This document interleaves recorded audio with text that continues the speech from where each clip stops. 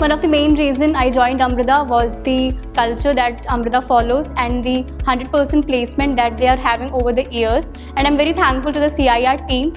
Being an Amrita student, compared to the rest of the universities, I have got to find that we have a separate department for all the placements, that is the corporate industrial relations, where most of the students get placed. To me, Amrita has been a place of holistic development where we are allowed to and we are motivated to pursue various domains, be it in curricular or co-curricular areas. Myself Gopika, I'm a first year MBA student. So Amrita School of Business is a name known to many. So before joining this college, I just wanted to make sure that I'm making the right decision by joining the college. So I did my part of a little bit research, that is by talking to students who have graduated from this business school.